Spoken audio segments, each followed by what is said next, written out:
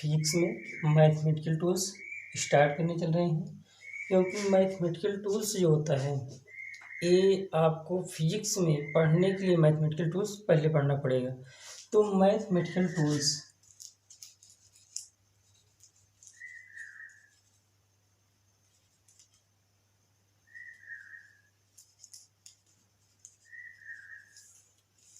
आपको mathematical tools पहले पढ़ना पड़ेगा। तो इसके लिए क्या है कि जैसे इसमें क्या होता है कि जैसे जो मैथ सेक्शन वाले होते हैं, अवकलन, समाकलन, ये तो पढ़ लेते हैं, लेकिन बायोलॉजी वाले नहीं पढ़ पाते हैं। तो इसके लिए हमें क्या करना पड़ता है कि पहले आपको मैथमेटिकल टूल्स आना चाहिए।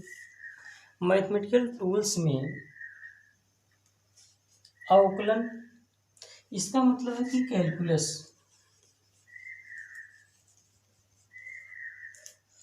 कैलकुलस आई कहाँ से, कैलकुलस कहाँ से निकल के आया, ये कैसे हुआ, इसकी खोज कैसे हुई।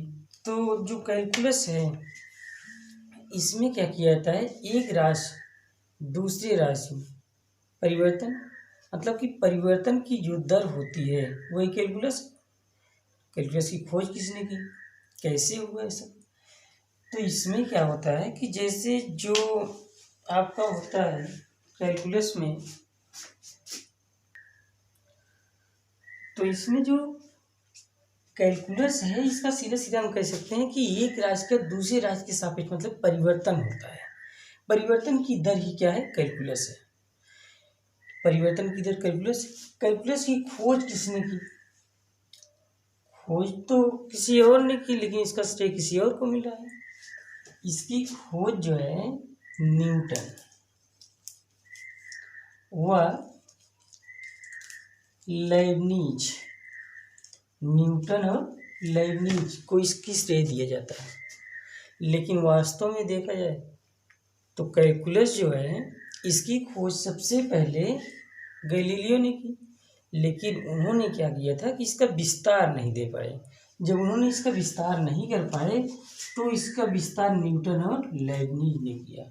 इसलिए इसे क्या करते हैं कि इसे इन न्यूटन और लेibniz को श्रेय दिया जाता है। गैलीलियो ने सबसे पहले इसका उपयोग किया था, लेकिन उन्होंने किस प्रकार से किया था इसको भी बताते हैं। देखिए, जैसे मान लीजिए सपोज दैट कोई आपके पास, चलो एग्जाम्पल में हाथी है, जैसे एक छोटी सी चींटी। यदि हाथी को किसी ऊंचाई से गिराओगे तो पहले गिर जाएगी, लेकिन चींटी क्या होगी, वो अधिक समय लगेगी गिरने में। जैसे कोई पिंड है, ये कोई पिंड है, इसको किसी ऊंचाई से गिराया जाएगा, ये जल्दी गिर जाएगा। और इसी के साथ एक छोटा सा पिंड है, इसको गिराओगे तो इसकी अपेक्षा अधिक समय लेगा। लेकिन यदि इन दोनों को आपस में बांध दिया जाए, आपस में क्या करती है, बांध दिया जाए। यदि बांध देते हो आप तो उस टाइम पे क्या होगा कि इसमें ये दोनों साथ में गिरेंगे, ऐसा लग रहा है, ये भी हो सकता है। यदि इन दोनों को बांधा जाए तो ये तेज वेग से गिरेगा, लेकिन ये क्या करेगा, इसे कुछ खींचेगा, मतलब इसके वेग को क्या करेगा, कम कर देगा। वेग को क्या कर देगा, कम कर देगा। यदि वेग को कम कर रहा है इसका मतलब ये है कि ये गिरने में फिर समय अधिक ले रहा होगा। ये ऐसा दिमाग में आ रहा है, ऐसा सोच सकते हैं हम लोग। लेकिन जैसे आप जिस साइकिल चला रहे हो, उस जिस दिशा में आप जा रहे हो उसकी विपरीत दिशा में हवा चलने लगे तो आपको क्या लगता है, आपको अधिक एनर्जी खर्च करनी पड़ती है। एनर्जी खर्च करनी पड़ेगी तो वहाँ पे क्या होगा, आपको समय अधिक लगेगा। यदि जिस दिशा में आप जा रहे हो उसी दिशा में हवा चलने लगे तो क्या होगी, एनर्जी कम खर्च होती है, कम समय में अधिक दूरी तय कर लेते हो। सेम वही प्रोसेस इन सब में है। तो ये क्या किया गया कि गैलीलियो ने क्या किया कि सबसे पहले उन्होंने, गैलीलियो ने एक स्लोप बनाया। हाँ, इसके पहले बता दें कि कैलकुलस की खोज क्यों हुई। तो कैलकुलस की जो खोज हुई है वह मुख्य रूप से देखा जाए तो 3 वजह उसकी है। 3 वजह कौन कौन सी है। एक वजह तो ये इसकी कि किसी हम स्लोप या ढाल की क्या कर लें, प्रवणता ज्ञात करने के लिए, मतलब क्षेत्रफल ज्ञात करने के लिए, वृत्त का क्षेत्रफल ज्ञात करने के लिए, परिवर्तन की दर ज्ञात करने के लिए, इन सभी की वजह से क्या हुआ, कैलकुलस की खोज की गई। जब इन सब की वजह से कैलकुलस की खोज की गई है तो उसके पहले गैलीलियो ने पीसी मीनार जो है वो निर्वात है। निर्वात में यदि किन्हीं दो पिंडों को उनका द्रव्यमान भिन्न भिन्न हो, यदि गिराया जाए तो दोनों एक साथ गिरेगी, लेकिन उसी को किसी वायु की उपस्थिति में गिराया जाए तो क्या होगा, जिसका वेग अधिक होगा वो पहले गिरेगा, जिसका भार अधिक होगा वो पहले गिरेगा, जिसका भार कम होगा कुछ समय बाद गिरेगा। तो पीसी की मीनार जो है वह निर्वात पे है। निर्वात वजह से क्या है कि दो पिंडों को साथ में गिराने से वो एक साथ जमीन पर गिरते हैं, चाहे उनका वेट अधिक हो या एक दूसरे से भिन्न भिन्न हो, चाहे एक समान हो, इससे कोई इफेक्ट नहीं पड़ने वाला है। क्यों? क्योंकि जहाँ पर वायु उपस्थित होगी किसी भी ऑब्जेक्ट पर एक फोर्स अप्लाई होता है। जब फोर्स अप्लाई होगा इसका मतलब कुछ ना कुछ उसमें बाधा आ रही है। जब वहाँ पर निर्वात है तो वहाँ कोई बाधा नहीं आएगी, वो सीधा गिर जाएगा नीचे। जैसे मार्कर क्या होगा, ऐसे नीचे गिर जाएगा, यहाँ से छोड़े गिर गए। अब यह गिरने के ऊपर तो गिरेगा नहीं, छोड़ने पर ऊपर नहीं जाएगा, नीचे आएगा, गिरेगा। तो निर्वात में क्या होता है कि वो वही हुआ, ये दोनों साथ में गिरे, लेकिन वायु की उपस्थिति में भिन्न भिन्न समय में गिरे। तो भिन्न भिन्न जब समय में गिरे तो गैलीलियो ने क्या किया, एक स्लोप बनाया। एक स्लोप उन्होंने बनाया ऐसे। पहले तो टाइम मापने के लिए कोई यंत्र नहीं था, तो एक सैंड वॉच होती है,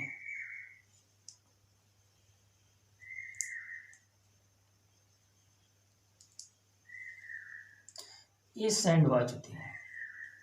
बालू, इसमें क्या करते हैं, बालू भर दिया जाता है, बालू भर देते हैं। अब बालू भरने के बाद इसको इसे पकड़े, इसमें गिरा दिए। अब यहाँ पर गिरा है तो देखे कि ये यहीं रहा, फिर बालू भरे, फिर गिराए, तो ये देखे कुछ समय बाद यहाँ पर पहुँच गया, फिर बालू भरे, फिर गिराए, कुछ समय बाद यहाँ पर, यहाँ पर, यहाँ पर, यहाँ, ऐसे धीरे धीरे देखते रहे। जब ये देखिए कि ऐसा हो रहा है, एक बार में 1 यूनिट, फिर अगले कुछ समय में टी समय में देखिए तो 3 यूनिट हो गया, फिर टी समय में 5, फिर टी समय में 7, ऐसे ये बढ़ता गया। लेकिन धीरे धीरे क्या किए, स्लोप को बढ़ाते गए, बढ़ाते गए, बढ़ाते गए, देखिए अरे 90 डिग्री पर लेकर चले आए ऐसे।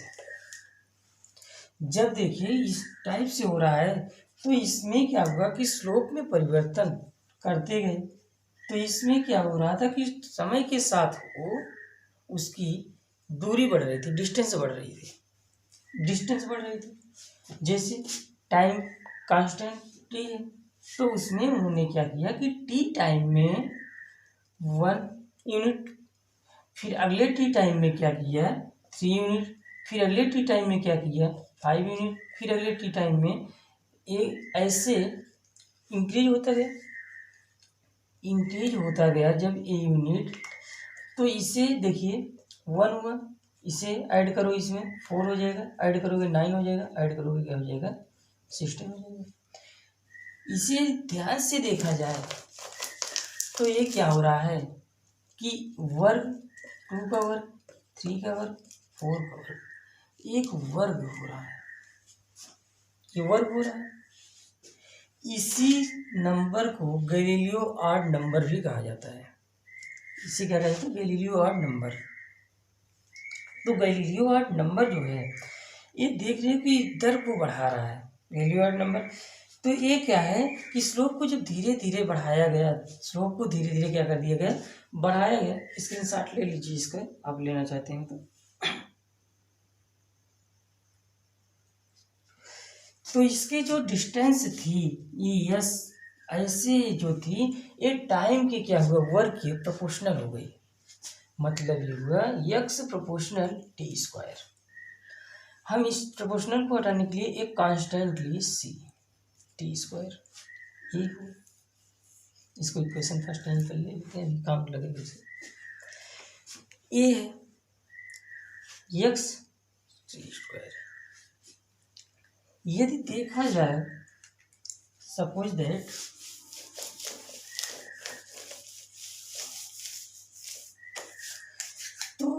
ये मान लीजिए कि यहाँ पर v वेग एक भी किसी समय बाद इस वेग में थोड़ा सा परिवर्तन कर दिया जाए, ये वेग में थोड़ा सा परिवर्तन कर डेल्टा भी कर दे, वेग में थोड़ा सा परिवर्तन। अब ये इसकी डिस्टेंस मान लीजिए v वेग से आ रही थी x, यहाँ से तो इसकी डिस्टेंस में डेल्टा x की वृद्धि हो रही है। इसका मतलब यहाँ से यहाँ डेल्टा x प्लस x, इसमें इंक्रीज हो गया। वेलोसिटी में क्या हो रहा था, v प्लस डेल्टा v क्या यही हुआ। मतलब जैसे थोड़ा सा परिवर्तन हम उसके वेलोसिटी में कर रहे हैं तो उसके डिस्टेंस में भी थोड़ा सा क्या हो जाएगा, परिवर्तन हो जाएगा। जब थोड़ा सा परिवर्तन हो रहा है तो इसका मतलब है कि यहाँ पर x प्लस डेल्टा x कर लें, C T plus delta T कर लें, होल स्क्वायर हो जाएगा। ये x plus delta x equal to C T square A plus B का होल स्क्वायर, फार्मूला लगा लेते हैं, A square plus B square plus 2ab।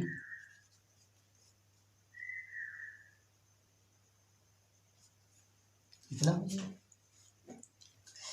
अब इसमें क्या है कि इसे इक्वेशन हम सेकेंड मानते हैं, तो इक्वेशन सेकेंड में माइनस कर देते हैं 1 को।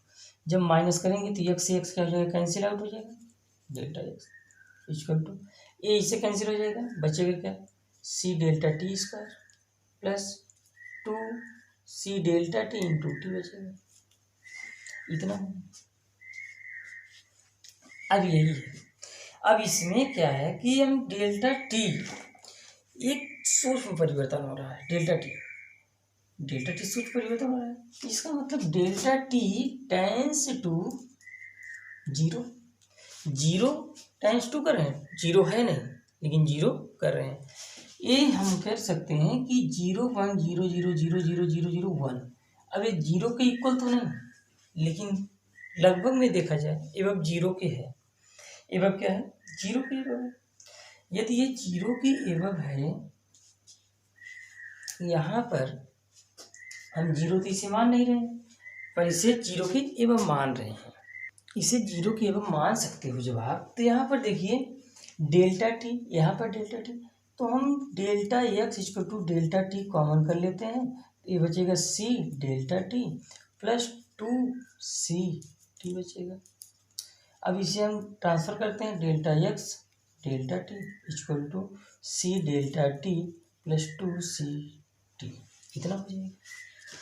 अभी कहिए कि यहाँ पर हम कंसीडर कर सकते हैं कि ये delta T tends to zero, लेकिन एवं 0.0001 के एवं है, इसे जीरो मान नहीं सकते हैं, जीरो है नहीं लेकिन हम ऐसा कर सकते हैं।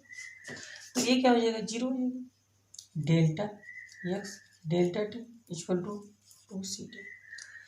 यदि कांस्टेंट वेरिएबल जो सी है, सी इक्वल टू हम क्या कर लें, 1 कंसीडर कर लें, तो ये हो जाएगा delta X upon delta T equal to 2t। आप यहाँ दिख रहा है, कैमरे के पीछे देखते हैं दिख रहा है कि नहीं भाई, हाँ दिख रहा है। तो इतना हम कर सकते हैं इसे। जब इतना ये कर सकते हैं तो ये जो है यहाँ पर देखा जाए तो ये अवकलन ही है, ये क्या है, अवकलन। इसका मतलब जो delta X upon delta T है ये जीरो के एवं नहीं, हम इसको कंसीडर कर सकते हैं D X upon D T, यही क्या है, अवकल गुणांक है। क्या है, अवकल गुणांक आपका। इसका मतलब हम लिख सकते हैं D X upon D T equal to 2t। ये आपको मिला, इतना करके बताए थे किसने, गैलीलियो ने। गैलीलियो ने इतना करके बताया। और आप जानते हो कि अवकलन में सबसे फर्स्ट फार्मूला आपका क्या है, पहले इसे आप स्क्रीनशॉट कर लीजिए उसके बाद हम करते हैं।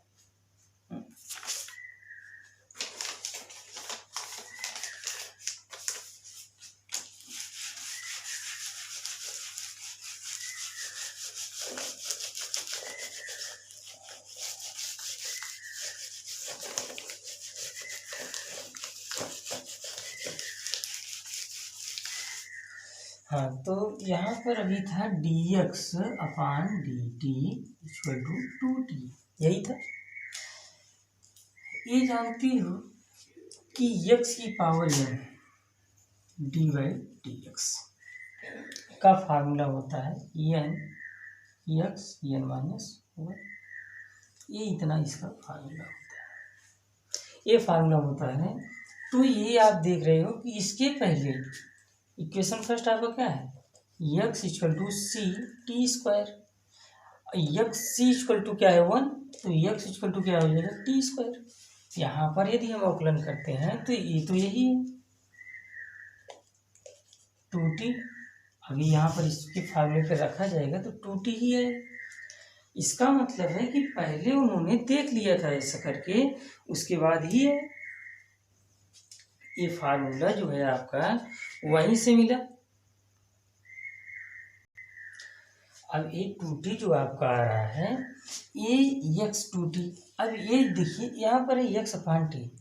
अब ये जानते हो कि x क्या है, डिस्टेंस लिए थे, टाइम लिए थे। अब ये जानते हो कि ये डिस्टेंस, टाइम, वेलोसिटी, इसका मतलब हम v इक्वल टू लिख सकते हैं 2ct। c1 है, v इक्वल टू 2t। ये बताया था किसने, गैलीलियो ने। इसका विस्तार जब किया गया तो इस फॉर्म में मिला। तो ये देख रहे हो कि x पावर n, अब यही है आपका टी स्क्वायर। अब इसको यदि देखा जाए तो यहाँ पर क्या हो जाएगा dt टी स्क्वायर, देखा जाए तो हो जाएगा 2t और 2 माइनस 1 इक्वल टू 2t, यही मिला ना। इसका मतलब अवकलन की खोज तो हो चुकी थी कब की, लेकिन अवकलन में न्यूटन और लेibniz इन्होंने पूरा योगदान दिया, क्योंकि इसे बताने के लिए d/dx। लेकिन इसका उपयोग किसने सबसे पहले कर लिया था, गैलीलियो साहब ने। गैलीलियो साहब ने इसका उपयोग कर लिया, तो उन्होंने इसका सिर्फ नाम नहीं दिया था, बाकी नाम दे दिए। इसलिए श्रेय इन दोनों को मिलता है, न्यूटन जी को और लेibniz जी को, जबकि गैलीलियो जी को नहीं मिलता है। लेकिन देखा जाए तो खोज गैलीलियो ने ही किया था। अब इसके बाद है जैसे कहे चलो ये बात तो मान लीजिए परिवर्तन की दर की बात समाप्त हुई। अब मान लीजिए कोई हेक्सागोनल है, हेक्सागोनल में क्या करते हैं कि जैसे कहा गया कि हेक्सागोनल इसका हमें क्षेत्रफल ज्ञात करना है, तो कहते हैं इसमें क्या है, इसको ऐसे ड्रा कर दीजिए, एंगल बन जाएगा। एक एंगल का एरिया निकाल लीजिए, उसके बाद इसमें कितने एंगल हैं मल्टीप्लाई कर दीजिए, आ जाएगा। चाहे चलो बात ये भी भाई समझ में आती है। सपोज दैट ये सर्किल है, सर्किल का कैसे निकलेगा, तो कहे हाँ ये बात समझ में आती है। अब ये तो पता नहीं था 2πr², 2πr² होता है, πr² होता नहीं है, सॉरी 2πr² उसकी परिधि है, तो इसकी एरिया क्या हो जाएगी πr²। ये पता नहीं था। इसको क्या किया गया, जैसे कोई कर्व है, ये कर्व है, यदि इस कर्व को मान लीजिए कि हम ऐसे ऐसे कर दिए तो ये आपको एक स्ट्रेट लाइन दिख रही होगी। इसका मतलब है कि इस सर्किल को बहुत छोटे छोटे छोटे छोटे पार्ट में बांट लिया जाए ऐसे। तो ऐसे जब बांटोगे आप तो ये ऐसे चल के ऐसे बन जाएगा, एक ट्रायंगल बन जाएगा, त्रिभुज बन जाएगा। अब त्रिभुज की एरिया तो फाइंड कर सकते हो। इस फॉर्म में यदि ऐसे इसको बांट लिया जाएगा ऐसे करके, तो ये क्या हो जाएगा, इसमें बहुत सारे ट्रायंगल बन जाएंगे। अब ट्रायंगल बनने के बाद उसकी एरिया फाइंड कर लेंगे। एरिया फाइंड करने के बाद इसका मतलब हम इस फॉर्म में भी कर सकते हैं। तो सीधा आपको समझ में आया कि अवकलन का मतलब होता है कि छोटे छोटे अवयवों में तोड़कर विभाजित कर लेना, ये अवकलन है। समाकलन इसी का ठीक विपरीत होता है। तो इसमें आपको ये कहाँ से फार्मूला मिला पता चल गया, अवकलन की विशेष योगदान किसका है ये भी पता चल गया। तो मैथमेटिकल टूल्स की आज पहली क्लास थी। मैथमेटिकल टूल्स आपको सीधा सीधा समझिए कि मैथमेटिकल टूल्स जो है आपका ठीक उसी प्रकार से जैसे मैकेनिकल है, कोई मैकेनिक है, मैकेनिक आया, अब उसे कह दीजिए कि भैया मैकेनिक आप मेरी गाड़ी खोल दीजिए। अब उसके पास किसी प्रकार का टूल्स है नहीं, तो गाड़ी तो खोल नहीं सकता है। जब टूल्स नहीं है गाड़ी नहीं खोल सकता है। इसे अब रिंच पाना आप दे देंगे तो क्या करेगा, गाड़ी को खोल देगा, बना सकता है। वैसे सेम है कि जब आपको मैथमेटिकल टूल्स नहीं पता होगा तो फिजिक्स में आपको डेरिवेशन न्यूमेरिकल जो भी आएंगे लगेगा कि ये रट्टा मारना पड़ेगा, तो रट्टा कोई मारने की जरूरत है नहीं। मैथमेटिकल टूल्स आपको हम पढ़ा रहे हैं, आप डेली देखते रहिए मैथमेटिकल टूल्स।